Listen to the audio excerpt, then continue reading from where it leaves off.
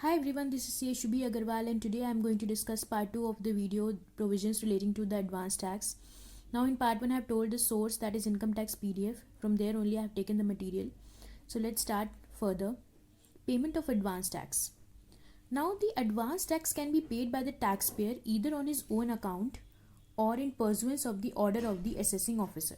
So either it can be paid on this own account or in pursuance of an order of the assessing officer. Now the taxpayer who is liable to pay advance tax is required to estimate his current income and pay advance tax on his own account. Now जो tax payer liable है advance tax payment करने के, we have studied कि कौन liable होता है जिसकी 10,000 या उससे ऊपर टैक्स लाइबिलिटी आती है, उसको एडवांस टैक्स पे करना होता है. तो जो भी लाइबल होता है उसको एस्टिमेट करना होता है अपनी करंट इनकम को एस्टिमेट करना होता है और उस पर हमको एडवांस टैक्स पे करना होता है. In such a case he is not required to submit any estimate और statement of income to the tax authorities. उस केस में उसको कोई भी एस्टिमेट या statement of income tax authorities को सबमिट नहीं करना होता है. फिर after making the payment of first और सेकेंड और third installment of advance tax. अब एस्टिमेट हो गया, इसके बाद अब ये बता रहा है कि अगर पेमेंट करने के बाद हमने फर्स्ट इंस्टॉलमेंट पे कर दी या सेकेंड इंस्टॉलमेंट पे कर दी या थर्ड इंस्टॉलमेंट पे कर दी of advance tax, as a case में भी if there is a change in the tax liability, अगर कोई चेंज होता है टैक्स लाइबिलिटी में फर्स्ट पेमेंट करने के बाद या सेकेंड पेमेंट करने के बाद या थर्ड पेमेंट करने के बाद, then the tax payer can revise the quantum of the advance tax. Tax payer जो है एडवांस टैक्स का क्वांटम रिवाइज कर सकता है in the remaining installment and pay the tax as per the required estimates. Now I'll be explaining all these things with the help of the illustration so it will be more clearer. Okay. Now tax can be computed on the current income at the rates in force during the financial year. जो भी tax होगा वो हम compute करेंगे on current income at the rate in force during the financial year.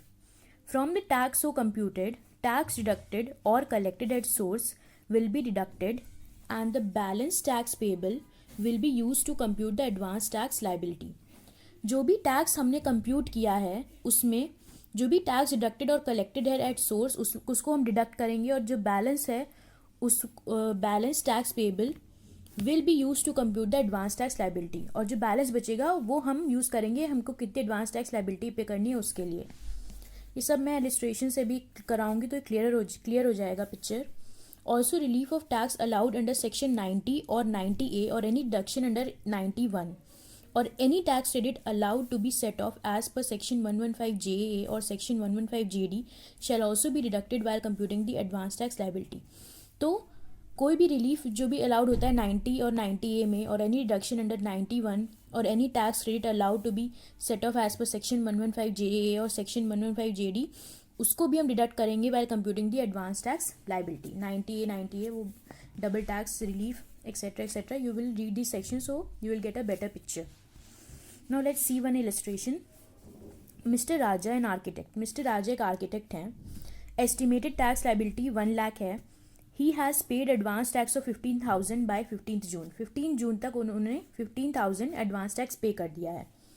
इन अगस्त में one of the clients paid fees of 1,80,000 after deducting TDS of 20,000. उन्होंने एक client है उन्होंने फीस दी 1,80,000, उस पर TDS डिडक्ट करने के बाद उन्होंने 1,80,000 वो fees they the. Now such fees of 1,80,000 was considered at earlier occasion for estimating the tax liability of the tax payer. और जो ये 1,80,000 रुपये है वो अर्लियर ओकेजन पे कंसिडर किया गया था in computing the tax liability. इस केस में इन्होंने कंसिडर पहले से कर रखा था कि हमको ये इनकम ये हमको कंसिडर करनी है while computing the advance tax. अब क्या है, एस्टिमेटेड टैक्स लाइबिलिटी हमें पता है कि ये 10,000 से ज़्यादा है और तो इस वजह से हमको एडवांस टैक्स पे करना पड़ेगा. Now at the time of estimation of the first installment no TDS credit with mister Raja, no TDS credit was there. So tax liability without TDS was 1 lakh. After grant of credit of the TDS tax liability becomes 1 lakh minus 20,000 that is 80,000. First installment is already paid. Now second installment has to be paid by 15th September. कितना 45% of the revise tax liability. Revise tax liability क्या आई हमारी 80,000 आई.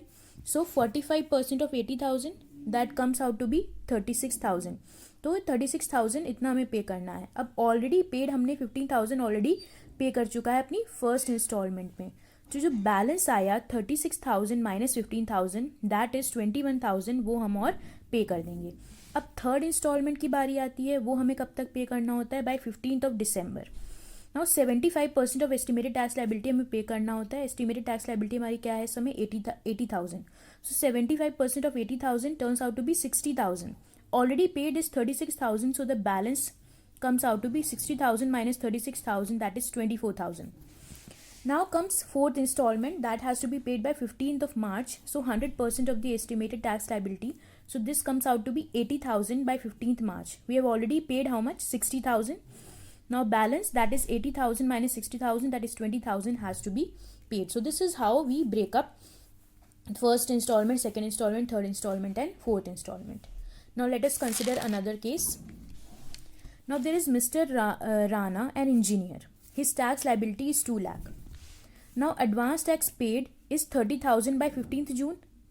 Okay, so advance tax उन्होंने 30,000 15 जून तक पे कर दिया है, ठीक है। August got a contract from multinational company after incorporating the receipts. Revised tax liability is 3 lakh. अगस्त में कॉन्ट्रैक्ट मिला from multinational company after incorporating the receipts. अगर हम उस रिसीट्स को इनकॉर्पोरेट करते हैं तो हमारी रिवाइज टैक्स लाइबिलिटी जो है वो 3 लाख हो जाती है। अब इस केस में जो रिवाइज टैक्स लाइबिलिटी है 3 लाख, इससे हम कैलकुलेट करेंगे। Now tax liability is greater than equal to 10,000, so we have to pay advance tax. Pay 30,000 on 15th June. 15th जून तक हमने 30,000 पे कर दिया because we were unaware of the contract. इस case में हम कॉन्ट्रैक्ट हमें नहीं अवेयर है कि ये हमको लेना है कि नहीं, तो हम अवेयर नहीं है इस समय कॉन्ट्रैक्ट के, इसलिए हम उसको इंक्लूड नहीं कर रहे हैं। लेकिन after the payment of first और second installment of the advance, if change in the liability,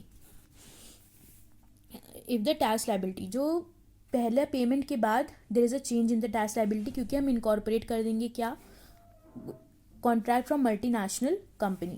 So taxpayer can revise the quantum of advance tax in the remaining installment and pay the tax as per the revised estimate. Now second installment में हमें कितना देना होता है, 45% of the revised liability. So 45% of 3 lakhs, that is the revised liability, turns out to be 1,35,000. We have already paid 30,000, so the balance comes out to be 1,35,000 minus 30,000, that is 1,05,000. Now third installment, by 15th of December we have to pay the third installment. Now 75% of 3 lakhs turns out to be 2,25,000. We have already paid 1,35,000, so the balance comes out to be 2,25,000 minus 1,35,000, so 90,000 we have to pay. Now fourth installment में 100% of 3 lakh, we have already paid 2,25,000, so the balance comes out to be 3 lakh minus 2,25,000, that is 75,000. अब ये दो illustration से आपको clear हो गया होगा कि क्या हमको कर क्या रहे हैं इसमें। अब payment of advance tax in pursuance of the order of AO, ये तो हमने जब कर लिया, जो टैक्स पेयर करता है ये हो गया ऑन हिज ओन अकाउंट। अब हम in pursuance of the order of AO देखेंगे। Now if a taxpayer fails to pay the advance tax or advance tax paid is lower than the required amount, अगर वो tax payer fail कर गया है advance tax payment पे, उसने पे नहीं किया एडवांस टैक्स, या फिर advance tax paid is lower than the required amount and he has already been assessed by way of regular assessment in respect of the total income of any previous year, then AO may pass order under section 210(3) requiring him to pay advance tax on current year's income, specifying the amount of installments in which the tax should be paid. Now, such an order may be passed during the financial year but not later than the last day of February. तो इस case में, इन दोनों cases में क्या होता है, AO जो है वो ऑर्डर पास करेगा अंडर सेक्शन 210। क्या किस केस में, if he has fail to pay the advance tax, या फिर advance tax is lower than the required amount and he has already been assessed by way of regular assessment in respect of the total income of any previous year, and then AO may pass order under section 210(3) requiring him to pay advance tax on current year's income, specifying the amount of installments in which the tax should be paid. Now, such an order may be passed during financial year but not later than the last day of February. Okay, now after receipt of the notice, अगर receipt of the notice के बाद tax payer estimate is lower than the estimate of A, अगर tax payer का estimate lower है, उसने कम estimate किया है और एओ ने ज़्यादा एस्टिमेट कर दिया है, तो tax payer can submit is own estimate of the current income advance tax and pay tax accordingly. In such a case, he has to send intimation in form number 28A to the AO. उस case में उसको intimation भेजनी पड़ेगी in form number 28A to the AO अगर tax payer का estimate lower है than the estimate of the assessing officer. लेकिन अगर जो एस्टिमेट है टैक्स पेयर का ज़्यादा है और AO का कम है, then tax payer shall pay such higher amount as advance tax in accordance with his own calculation. In such a case no intimation is required. अगर ज़्यादा है तो इस केस में कोई भी intimation required नहीं है. Now AO can revise his order issued to the taxpayer to pay advance tax under section 210(4).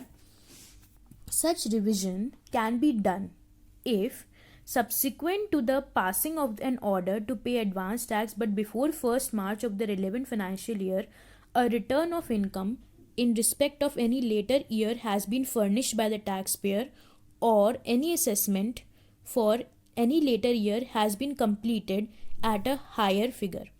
तो किस केस में रिविजन हो सकता है? Such revision can be done if subsequent to the passing of an order to pay advance tax, जब order pass हो चुका है एडवांस टैक्स को पेमेंट करने का, लेकिन before 1st March of the relevant financial year, लेकिन 1st मार्च से पहले a return of income in respect of any later has been furnished, एक return of income in respect of any later year has been furnished by the tax payer और any assessment for the later year has been completed at a higher figure, या फिर कोई assessment complete हो गया at a higher figure. On receipt of such order, the procedure to be followed by the taxpayer will be the same as discussed earlier. Now, this is one illustration, comprehensive, and it will make the concepts clear. Okay. Compute the amount of advance tax to be paid by Mr. Kapoor, age 35 years, from the following details provided by him for the year 21-22. Taxable business income is 10,84,000. Interest on debentures is rupees 9,000 after deduction of TDS, that is 1,000. Investment in NSC during the year is 80,000. He has paid tuition fees of his son rupees 1,333. Compute the taxable. Now computation of the taxable income and tax liability of Mr. Kapoor will be as under. Now इस case में हम देखेंगे advance tax कैसे calculate हो रहा है. सबसे पहले profits and gains of business profession, taxable business income that is 10,84,000. ये हो गया हमारे PGBP. फिर इनकम फ्रॉम अदर सोर्सेज, इसमें डिबेंचर इंटरेस्ट ले लिया हमने 9,000 और 10,000 TDS ऐड कर दिया, that is 10,000. Gross total income हमारी आ गई 10,94,000. उसमें से हमने डिडक्ट कर दिया क्या under 80C NSC and tuition fees, that is 81,333, that is 80,000 plus 1,333. फिर हमारी जो टोटल टैक्सेबल इनकम इतनी निकल के आ गई. फिर हमने क्या किया, उस पर टैक्स कैलकुलेट कर लिया. टैक्स कैलकुलेट करने के बाद उस पर रिबेट ले लिया 87A में.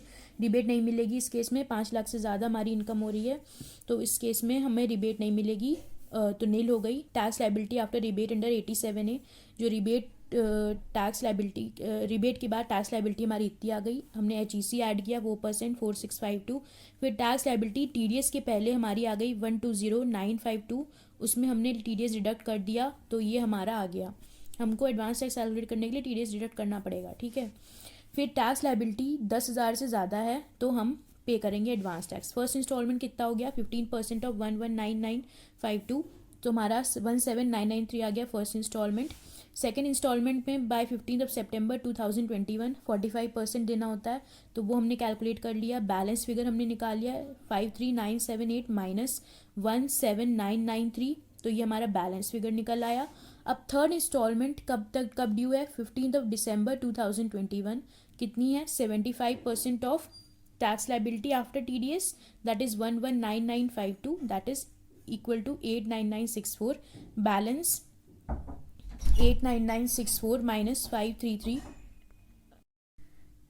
So balance 89964 minus 53978 equal to 35986. A fourth installment by 15th of March, 100% of 119552, that is balance we will pay the balance amount. We have already paid 89964, so we'll pay the balance amount, that is 29988, by 15th of March. So this was all about advance tax. I hope you have understood the topic. If you like the video, please do click on the like button and subscribe to my channel. Thank you.